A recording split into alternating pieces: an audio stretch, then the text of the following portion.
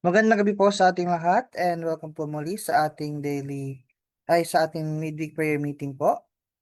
Para po sa ating program ngayon, ako po muna ang inyong magiging presider and susundan po ito ng ating opening song and opening prayer ng kung sino man po ang maaaring volunteer, whoever may volunteer for our opening prayer, mag-unmute lang po kayo ng inyong microphones. And after po nun, ay makakarinig po tayo ng special song mula sa Tumpa Church bago po natin mapakinggan ang ating seeker sa gabing ito na si Sister Kai Pedere. And uh, uh, pagkatapos po nun ay tayo po ay dadako sa ating prayer requests and closing song and closing prayer. So yun po ang ating uh, program for this evening. And muli po, magandang gabi sa ating lahat and God bless po. Tayo po dumako na ngayon sa ating opening song.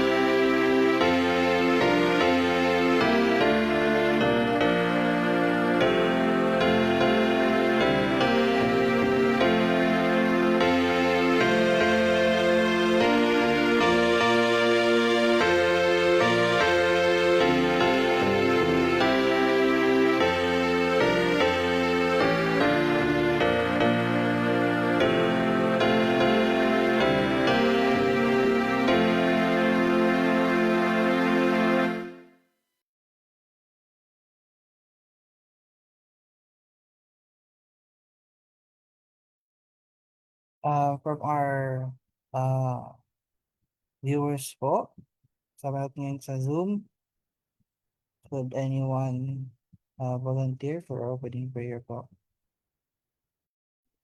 Tayo po'y manalangin. Ama naming nasa langit, kami po'y muling papasalamat sa buhay kalakasan na patuloy niyo pong pinagpakalong sa amin. Gayon din po sa pag-iingat at paggabay sa amin sa buong araw na ito at gayon din po na kami po ay nakaabot sa kalahati ng isang linggo. Kami po ay lubos na nagpapasalamat sa mga biyaya at pagpapala po na aming natanggap. At sa amin pong pag-aaral ng inyong mga salita ay tulungan nawa kami na ito po lubos namin na maunawaan, pagkalooban po kami ng makalangit na karunungan at tulungan din po kami na ito po ay gawin naming gabay sa aming paglalakbay bilang mga Kristiyano nang sa gayon ay hindi po kami maligaw ng landas at makita po sa aming pamumuhay ang aming Panginoong Jesucristo. Tuloy po kami ingatan gabayan at gayon din po aming mahal sa buhay na hindi po namin kapiling. Maraming po salamat sa pagdinig sa aming dalangin sa pangalan ni Jesus.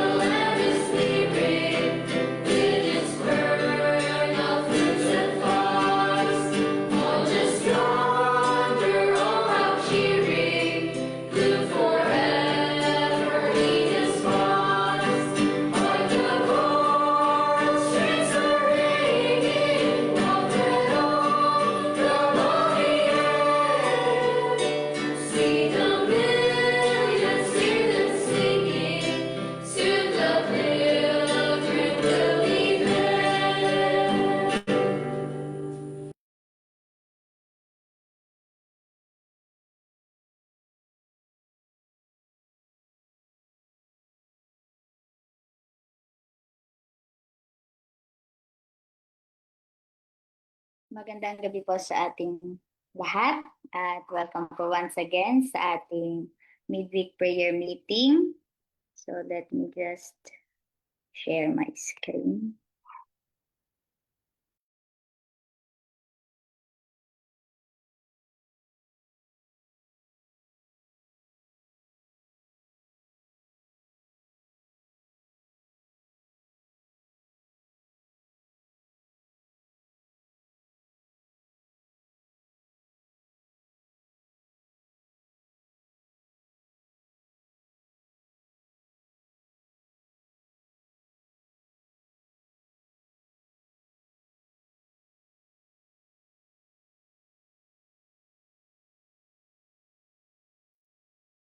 So, ayan po. Magandang gabi po ulit sa ating lahat. So, hindi ko pala napalitan yun. So, originally po, it was ah, si Papa Jimel po sana ang ating speaker sa gabing ito. But then, due to health problem, ay ako po ang magsispeak in behalf ni Papa Jimel. So, ang pamagat po ng ating mapag-aaralan sa gabing ito ay Prayer in the Last Days na makikita. Wait lang.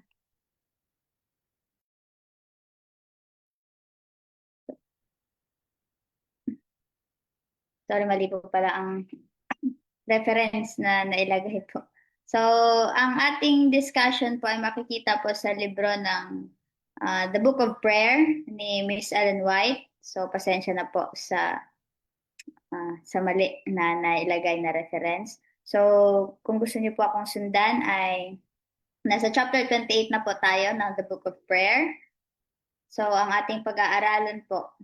So, napakalaking biyaya po sa atin na kahit gaano po tayo ka-busy sa pang-araw-araw ay tayo po binigyan pa rin po ng pagkakataon ng Panginoon na magsama-sama para sa midweek na ito, hindi man po personally, but then tayo po ay nagkatipon-tipon pumuli dito sa ating online upang magbigay papuri sa ating Panginoon. So, sa gabi pong ito, sabay-sabay po tayong mag-reflect patungkol po dito sa ating message. So, prayer in the last days. So, bago po tayo magsisimula, gusto ko lang pong magtanong sa bawat isa po sa atin. If Jesus were to return tonight, would your prayer life be the same as it is today? So, yun po ang ating katanungan sa gabing ito. So, ang tanong po na ito ay hindi po upang tayo po ay makaramdam ng takot, kundi ito po ay katanungan upang i-examine po natin ang ating mga puso. Dahil isa sa mga kinakatakutan ni Satanas, hindi yung mga taong nasa loob ng simbahan, hindi yung simbahan na puno ng mga tao, kundi natatakot siya doon sa mga taong laging nananalangin, doon sa simbahan na puno ng mga taong nananalangin. So, ang simbahan po maaring may napakagandang building, may mga magagandang music, may magandang flow ng program at faithful attendance. Pero kapag ang prayer life po natin ang nawala sa atin, doon po nagsisimulang mawala ang ating spiritual power. Kaya napaka-halaga po ng ating mensahe sa gabi pong ito. Ano po? Dahil muli po tayong mapapaalalahanan kung gaano po kahalaga ang pananalangin para po sa bawat isa po sa atin. So dito po sa next slide, we are living in the last days. The closer we come to Christ's return, Satan increases his attacks, temptations become stronger, faith is tested, prayer becomes more necessary than ever. So kapag sa umaga, kapag nagigising tayo, ano po ba yung pinakauna nating ginagawa? So, especially sa mga kabataan, hinahawakan yung cellphone, minsan hindi pa nakakapag-pray. Cellphone na agad yung hawak, ano? So, ano nakikita natin sa mga cellphone natin, sa mga balita? So, noong nakaraan, kasagsagan ng gyera.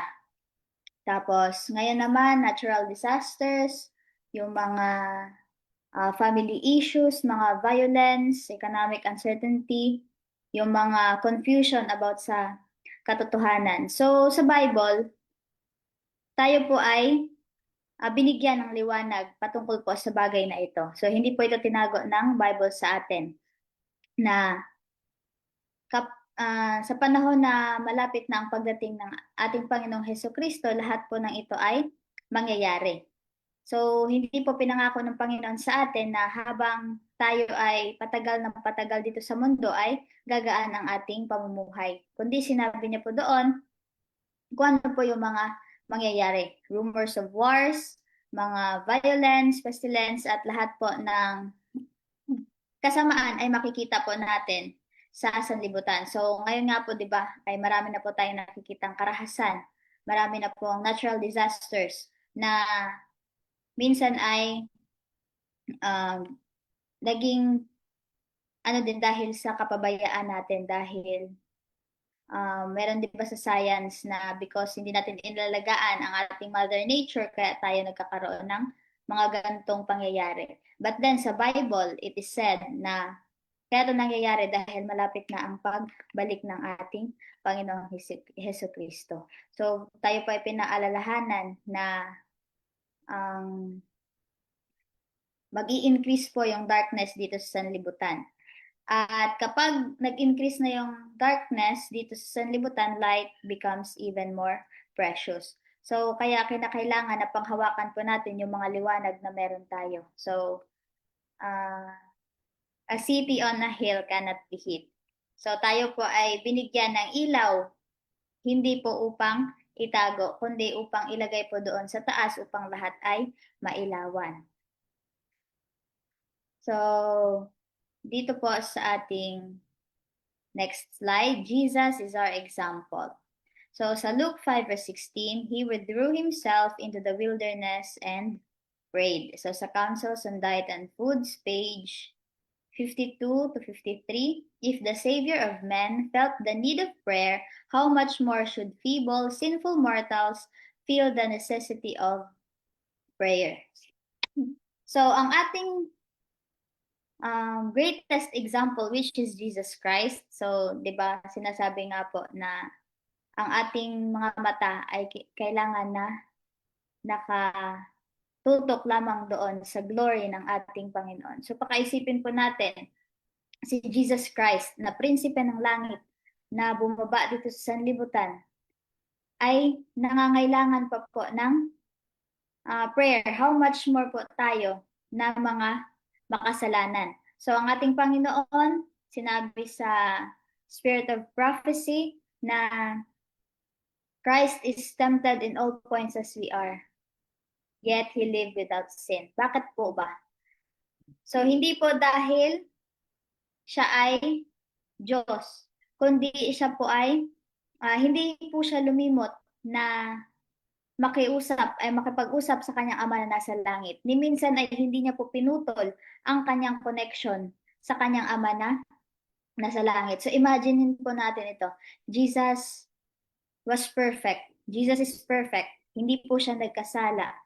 Pero he spent time alone with his Father every single day. So tayo po ba, ginagawa po ba natin yon?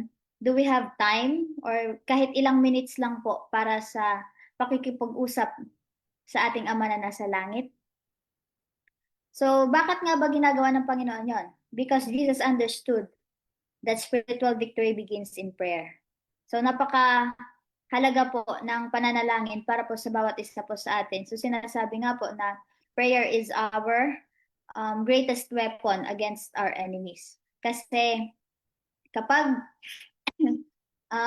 aminin po natin sa sarili natin, tanggapin natin sa sarili natin na wala tayong magagawa kung wala ang ating Panginoong Hesukristo, tayo po ay bibigyan ng kalakasan ng ating Panginoon at yung kalakasan po na yan ang ating gagamitin upang mapanagumpayan ang kahit anumang hamon or anumang pagsubok or anumang temptation na dumadating sa atin.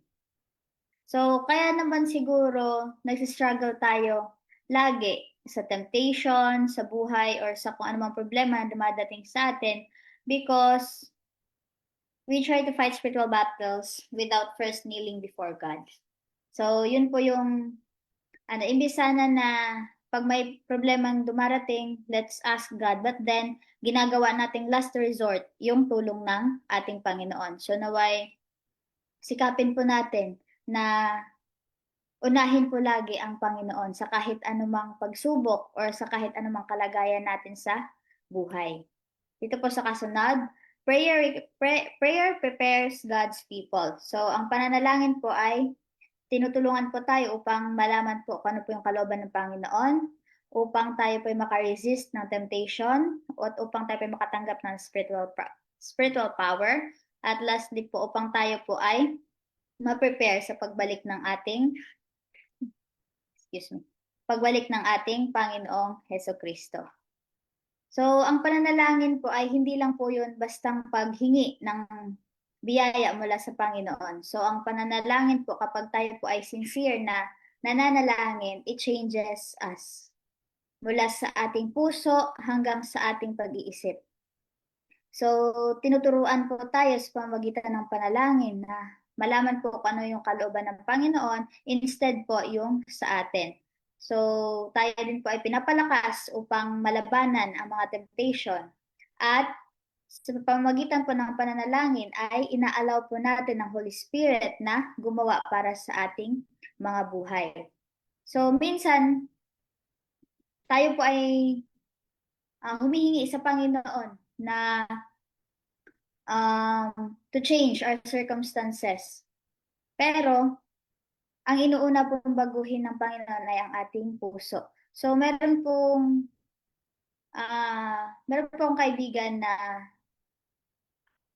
nung high school, sabi niya, nanalangin ako sa Panginoon para kasi gusto ko nang maging mabait. So, iniisip natin na kapag nanalangin tayo ng ganun ay aalisin ng Panginoon yung mga bagay na parang nakakapagpa-trigger sa atin or yung mga bagay na kinakainisan natin, but mali po pala yun. Ilalagay ka ng Panginoon sa ganyang sitwasyon hanggat hindi mo natutunan yung leksyon na gusto niyang matutunan mo. So, dito po, prayer prepares the person before it prepares the situation. So, yun po yung lagi nating pakatandaan na hindi po porket nanalangin tayo na Panginoon, tulungan mo akong magbago, ay aalisin ng Panginoon yung mga bagay na nakakapagpa-trigger sa atin. Hindi po ganon. So, ilalagay niya po tayo, ibabalik niya po tayo sa sitwasyon hanggat hindi po tayo natututo. So, pakaisipin po natin palagi na sa bawat temptation ay andyan po ang tulong ng Panginoon upang malabanan natin ito. So dito po sa kasunod, we must pray for others. God calls His people to pray for the church, mission work, lost souls, more time for people to accept Christ. So, sa pananalangin po ba natin, ano po yung pinipray natin? Para lang po ba sa sarili natin? For our own gain? So, dito po sinasabi na ang prayer po is never meant to be selfish. So, tinatawagan po tayo ng Panginoon upang mag-intercede po sa iba. So, ipag-pray po natin yung mga tao na nasa paligid natin, yung mga gawain natin dito sa sanlibutan na gustong gawin ng Panginoon, na gustong ng Panginoon na gawin natin, at mga taong gumagawa ng gawain ng Panginoon at doon sa mga nawaglit na mga kaluluwa. So, pakaisipin po natin na ang gawain po natin dito sa sanlibutan ay to share the gospel to all the world. Yun po yung gawain na inatas sa atin ng Panginoon dahil nung siya po ay ipinako sa krus, hindi po para lang sa atin yung kanyang dugo na ibinuhos doon sa Kalbaryo sa krus. Para po yun sa buong sangkatauhan na andito po sa sanlibutan. So, instead of wasting our time para makipagtalo doon sa mga taong parang hindi naman handang makinig ng katotohanan, let's spend our time doon sa pag-spread ng gospel doon sa mga taong hindi pa nakakaalam ng katotohanan, sa mga taong hindi pa kilala ang ating Panginoong Hesukristo. So dito po, sinasabi nga din po sa Revelation 7 na yung 4 na angels ay hinahawakan pa po yung winds of strife para ini-extend po yung mercy ng Panginoon para doon sa mga kaluluwang kailangang makarinig ng Ebanghelyo. So dito po sa kasunod, daily prayer builds strong faith. So faith is built before the crisis. Preparation is made by studying God's word daily through constant prayer, not during the crisis, but before it. So, kailangan pong makapaghanda po tayo. Kailangan pong lagi tayong handa sa kahit anumang pagsubok na dumadaan sa atin at paano po natin gawin yon sa pamamagitan po ng pananampalataya at pananalangin sa ating Panginoon. So, sinasabi po dito, faith is built before the crisis, not during the crisis, but before it. So, paano po tayo makapaghanda? Or paano po natin malalabanan kung hindi po tayo prepared? So, kagaya nga po ng kapag ang isang sundalo ay pupunta sa gyera, hindi po yan siya basta-bastang sumusugod, kundi ilang taon na training at ilang araw na pagpe-prepare ng kung ano mang mga weapons na kailangan nilang dalhin. So, dito sinasabi, faith is not developed overnight. Walang ni isa sa atin ang maging spiritually strong agad during sa crisis kung nineglect natin ang prayer. So, kinakailangan po na we have enough faith at prayer bago po tayo sumugod sa kahit anumang laban. So, every daily devotion, every quiet prayer, every moment spent studying God's Word, ito po ang nagiging foundation ng ating faith.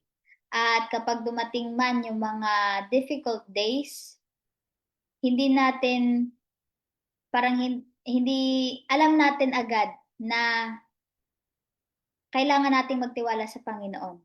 Hindi natin gagawing last resort yung tulong ng Panginoon. So, we will simply continue trusting the God we have already learned to know. So, kinakailangan na kilalanin natin yung ating Panginoon kung ano yung kanyang kayang gawin para sa atin. So, lagi po nating pakatandaan na ibinigay na po ng Ama ang pinaka-precious na treasure na meron siya, which is ang kanyang only begotten Son. Ano pa ba ang hindi niya kayang ibigay sa atin? So, wala na po. Kaya kailangan na ang ating pananampalataya at pananalangin ay laging nasa Panginoon. So, the time of trouble. So, pakatandaan po natin kung ano po yung ginawa ni Jacob. So, nakipag-wrestle siya doon sa angel. So, Jacob wrestling teaches us perseverance, unwavering faith, refusing to let go of God's promises. So, naway maging kagaya po tayo ni Jacob na wag po nating hayaan na or wag po nating sukuan agad. At dito nga po, kahit nasaktan si Jacob ay hindi niya pinakawalan yung angel hanggat hindi siya binasbasan. So naway maging ganun din po tayo, maging ganun po tayo kahigpit sa paghawak po ng mga pangako ng Panginoon. So lahat ng kanyang ipinangako ay nakasulat po, nakasaad na po sa banal na kasulatan. Pero ano po bang mga pangako ang makiklaim natin kung wala po tayong binasa? So kailangan po talagang magbasa po tayo palagi upang malaman po natin kung ano yung mga verses or ano po yung mga talatang kailangan natin gamitin sa panahon na tayo po ay sinusubok. So, minsan ang ating mga prayers ay hindi agad nasasagot. But, delayed answer, hindi po ibig sabihin nun na hindi na agad. So, minsan may prayers po tayong, may tatlong kasagutan po yung bawat panalangin natin. Minsan yes, minsan no, minsan wait. So, a delayed answer doesn't mean no. So, minsan, even God's no is a protection. It's redirection. Kasi, He can see the end from the very beginning. Samantalang tayo po ay nakikita lang po natin kung ano pong in the present. But hindi po natin nakikita kung ano yung mangyayari sa hinaharap. Nakikita po ng Panginoon na kapag ipagkaloob niya po yung bagay na hinihingi natin, ito po ay makakasira sa atin or ito po ay makakapagpalayo sa atin, sa Kanya. So, kaya minsan, even His no is a protection upang hindi po tayo mawaglit sa ating Panginoon. So, saglit lang po at lubat po ang aking laptop.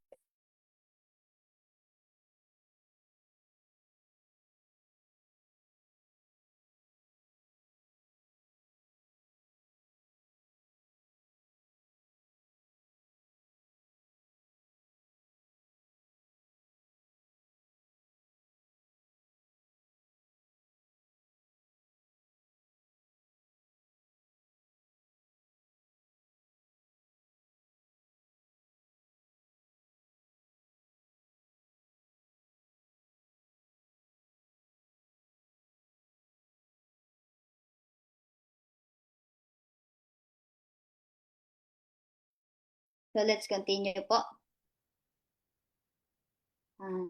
Yun nga po sinasabi ko, sometimes our prayers are not answered immediately.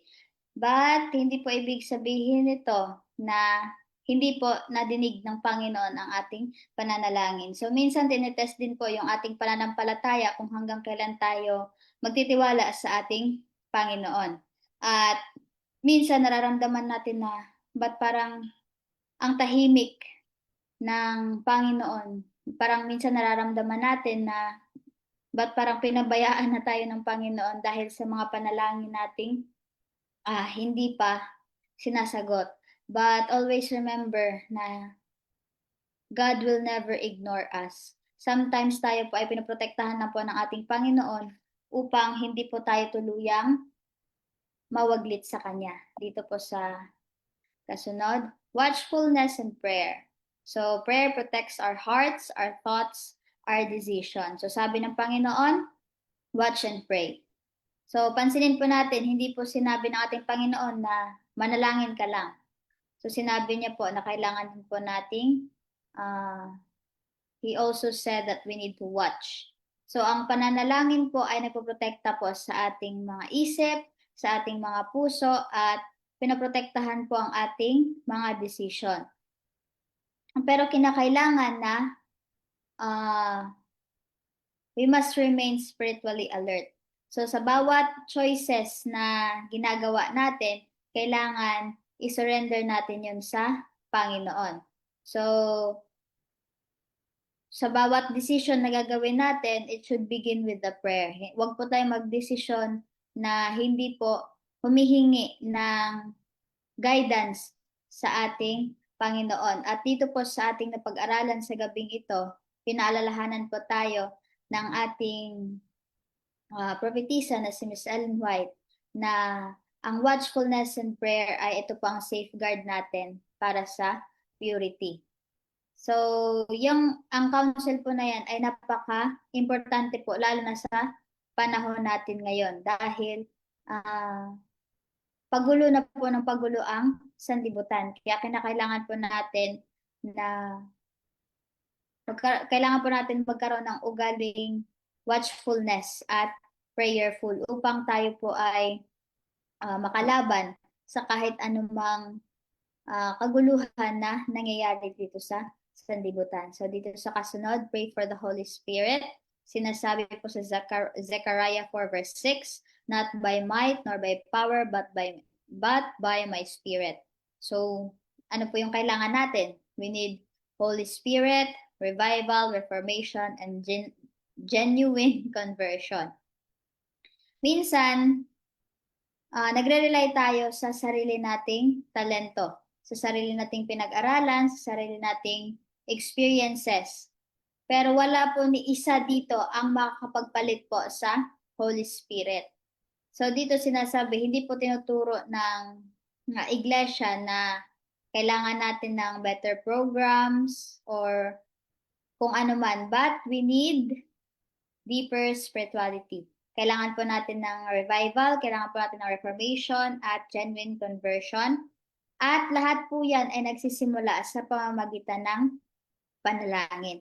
So, sa bawat great revival recorded in Scripture began with people seeking God earnestly in prayer. Naway maging ganun po tayo na kung gaano po sigasig yung ating Panginoon sa pananalangin ay maging ganun din po tayo upang hindi po maputol ang ating connection sa ating Ama na nasa langit. Dito po sa kasunod, the faithful few. God hears earnest prayer. Even if only a few remain faithful, God hears them. At sinasabi po sa Ezekiel verse 9, they sigh and cry because of sin. So naway tayo din po ay mag-mourn because of sin. Tayo po ay buong pusong lumapit sa ating Panginoon na may kababaang puso at willing na magbago. Pakatandaan po natin na sa panahon ng flood, si Noah stood almost alone. So sino lang po yung nakasama niya doon sa ark? Ang kanyang family. Si Elijah, iniisip niya rin na mag-isa na lang siya when King Ahab built those altar of Baal. But then, isipin po natin na yung early disciples, iilan lang din po sila. So likewise, sa atin ngayon, sa panahon natin, there will be faithful believers who continue praying even when the world has forgotten God. So, naway maging kabilang tayo dito sa faithful few na tayo po yung masayang sasalubong sa ating Panginoon sa kanyang pagbabalik dito sa sanlibutan. At lagi po nating pakatandaan na God hears every earnest prayer. Nababasa niya po kung ano po yung nasa puso natin. At doon niya po binabase or doon niya po nakikita kung ano yung dapat na ipagkaloob sa atin. So, ni minsan ay hindi niya in-ignore ang pananalangin ng kanyang mga tapat na mga lingkod. So, the question is not whether God will have a faithful people. The question is whether we will choose to be among them. So, itanong po natin sa ating mga sarili kung ang kasalanan ba na ating gagawin is worthy of our soul. So, ito ba ay kasing halaga ng aking kaluluwa na parang isaalang-alang po natin yung ating pananampalataya sa Panginoon sa panandaliang saya na nararamdaman natin. So dito po sa ating kasunod, prayer is our only safety. During the final crisis, evil angels surround God's people. Those who continue praying receive heavenly help. So pakatandaan po natin na in the last days, sa panahon ng kabagabagan, maraming mga masasamang loob ang lalapit sa bayan ng Diyos. Pero hindi po sila mag-fail or hindi po sila matetempt or hindi po sila mawawaglit dahil sila po ay patuloy at patuloy na nanalangin sa langit upang humingi ng tulong. So, dito po sa kasunod. So, ito po, mga questions to ponder, mga questions po na kailangan nating itanong sa ating mga sarili. So, is prayer my first response or my last resort? Am I spending daily time with God? Am I praying for lost souls? Am I preparing now for the coming crisis? So, yan po yung mga katanungan na kailangan po nating sagutin.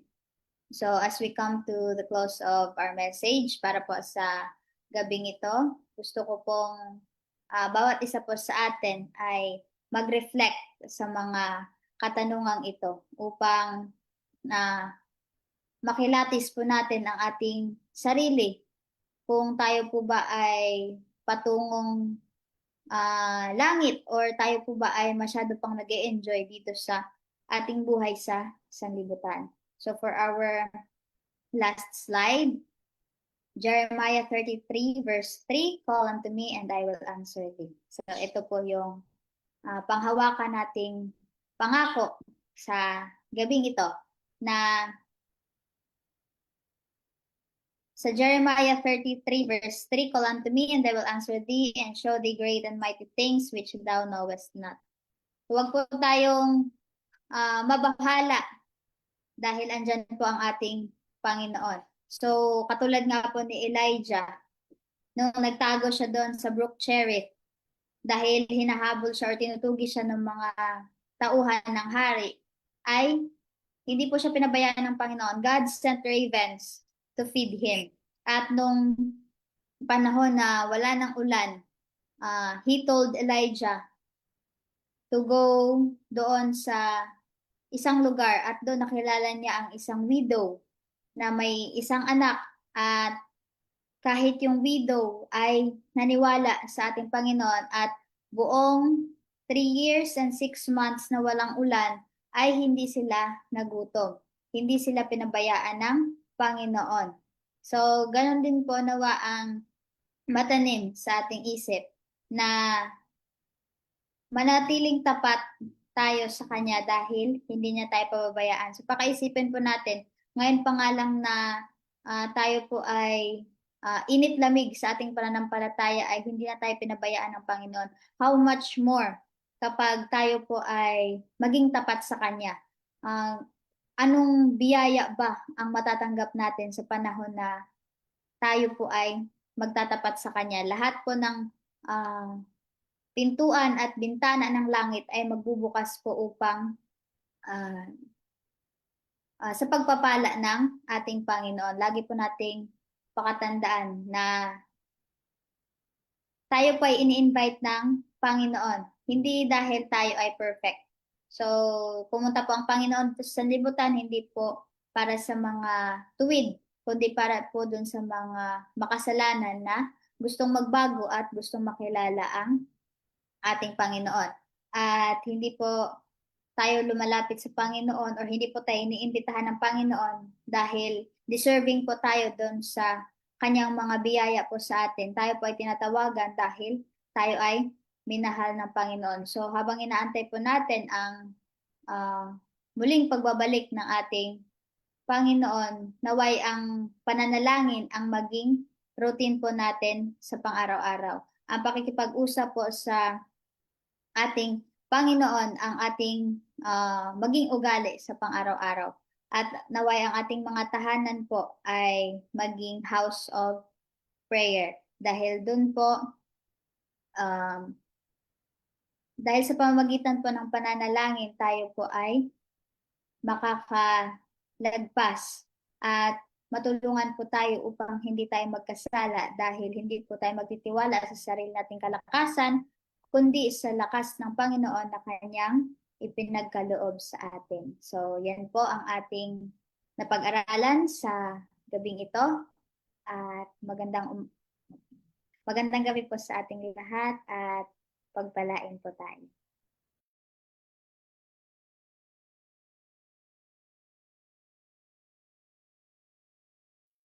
Yan, maraming salamat po, Sister Kai, sa napakagandang mensahe na iyong ibinahagi sa amin ngayong gabi. Nawa po ang bawat isa sa amin ay sa atin ay lubusang maunawaan po yung mensahe na ibinahagi sa atin ni Sister Kai at may sa puso at may sa buhay natin to. Pero sa ngayon po, meron po bang mga nais magbahagi? Would anyone like to share their thoughts?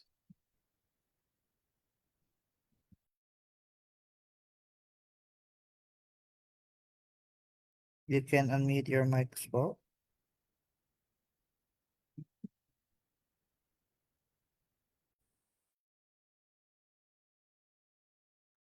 Yan, mukhang malinaw naman po. Sorry po, nawala na po yung camera ko. Mukhang malinaw naman na po yung ating message this evening. Kaya po tayo ay dumako na sa ating prayer meeting na po ba? Or mag-closing song?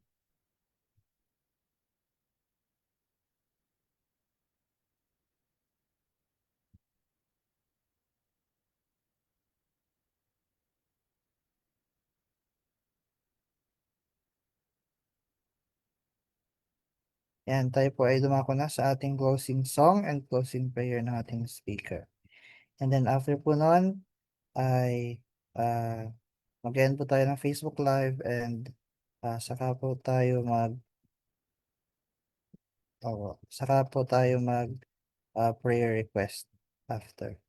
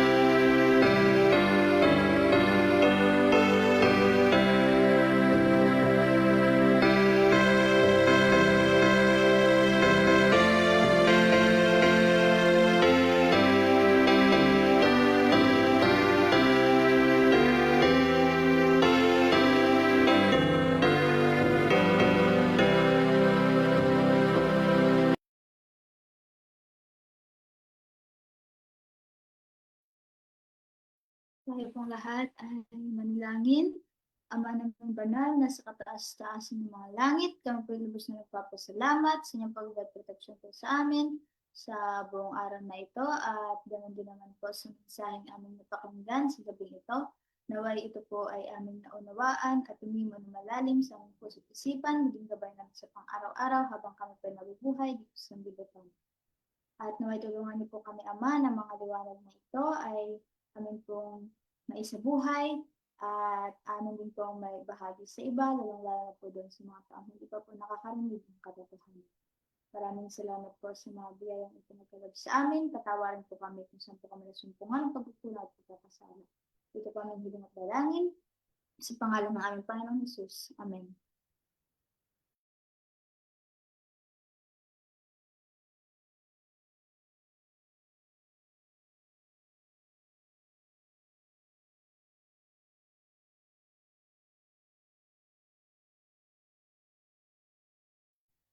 Ayan po, ngayon po, maraming salamat po for joining us sa ating live.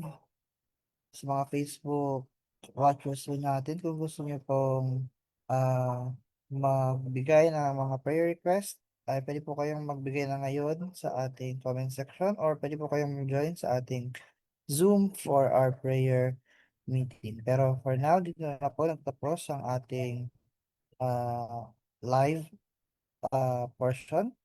Tayo po ngayon ay magdala ko na sa ating prayer requests. Ano po? After po nitong ma-end ang ating live. Okay po, thank you for joining and good evening sa ating lahat.